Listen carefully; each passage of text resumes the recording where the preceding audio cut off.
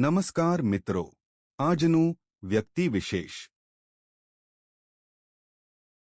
Welcome to our YouTube channel education with Dave sir. જલ્દીથી વિડીયોને like કરો, શેર કરો અને સબસ્ક્રાઇબ કરો.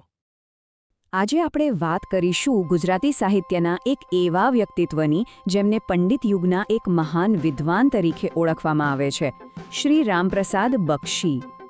એમનું જીવન જાણે કે જ્ઞાન અને શિક્ષણ માટે જ બન્યું હોય એવું લાગે.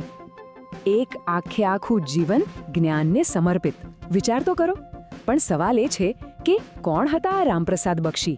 અને એવું તો શું હતું એમના જીવનમાં કે એમને વિદ્યાપુરુષ જેવું મોટું બિરુદ મળ્યું? ચાલો એમની આખી સફરને નજીકથી સમજીએ. તો શરૂઆત કરીએ એમના પરિચયથી. પંડિત યુગના એક વિદ્વાન તરીકે એમની ઓળખ કેવી રીતે બની? એમનો જન્મ થયો હતો 1894માં જૂનાગઢના એક નાગર પરિવારમાં. અને ભણવામાં તો શરૂઆતથી જ હોશિયાર. મુંબઈ યુનિવર્સિટીમાંથી એમણે BA કર્યું અને ત્યાંથી જ એમના ઉજ્જવળ ભવિષ્યનો પાયો નંખાયો. અને એમનું આયખું પણ જુઓ, લગભગ એક સદીનું. 1989ની 22મી માર્ચે એમણે વિદાય લીધી. હવે વાત કરીએ એમના જીવનના સૌથી મહત્વના પાસાની. એક આજીવન શિક્ષણશાસ્ત્રી તરીકેની એમની ભૂમિકા. અધ્યાપન જ જાણે એમનું જીવન કાર્ય બની ગયું હતું. 2 થી 3 પેઢીઓ, જરા વિચારો.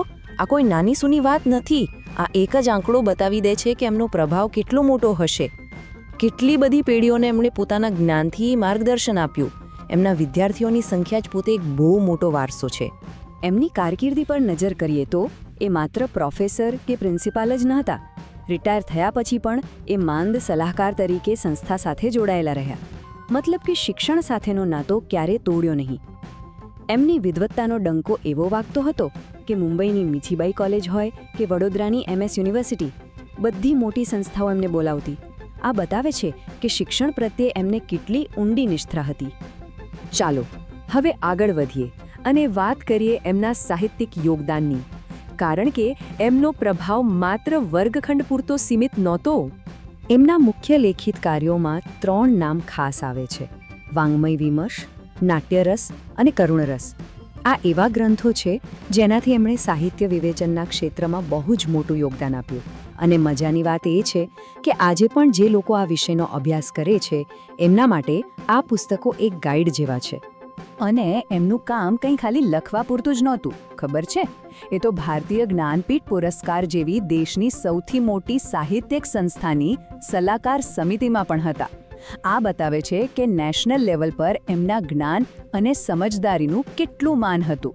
તો આટલું બધું કામ કર્યું, એને સન્માન તો મળવું જ જોઈએ, બરાબર ને? તો હવે જોઈએ એમના વારસાને કેવી રીતે સ્વીકારવામાં આવ્યું. એમના કાર્યને કેવા સન્માન મળ્યા. એમના કામને જે માન સન્માન મળ્યા એમાં એક નામ સૌથી ઉપર આવે છે: નર્મદ સુવર્ણચંદ્રક. આ એવોર્ડ સુરતની ખૂબ જ પ્રતિષ્ઠિત એવી નર્મદ સાહિત્ય સભા દ્વારા આપવામાં આવ્યો હતો. ને કહી શકાય કે આ પુરસ્કાર એમના ગુજરાતી સાહિત્યમાં કરેલા જબરદસ્ત કામની એક જાહેર સ્વીકૃતિ હતી. અને હવે આપણે આખી વાતના સાર પર આવીએ. એમને જે નામ મળ્યું વિદ્યાપુરુષ, એ જ એમના જીવનનો સાચો સાર છે. વિદ્યાપુરુષ, આ શબ્દ એમના માટે બિલકુલ પરફેક્ટ છે. આનો અર્થ શું થાય? તો કે એક એવો માણસ જેનું આખું જીવન, એની એક એક ક્ષણ માત્ર ને માત્ર જ્ઞાન મેળવવા અને વહેંચવામાં જ ગઈ હોય.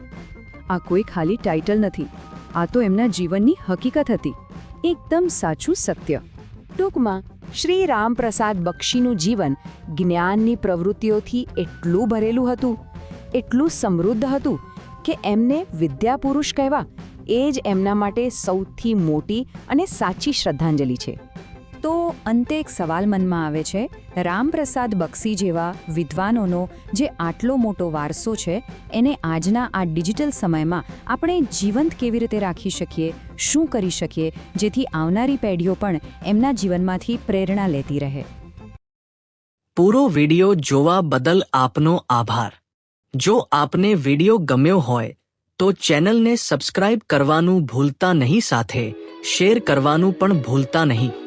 જો કોઈ વ્યક્તિ વિશેષ વિશે તમે જાણતા હોય તો જરૂર કોમેન્ટ કરજો, જેથી તેની માહિતી આપણી ફેમિલીને મળતી રહે. જો કોઈ મંતવ્ય હોય તો જરૂર જણાવવા વિનંતી. આભાર.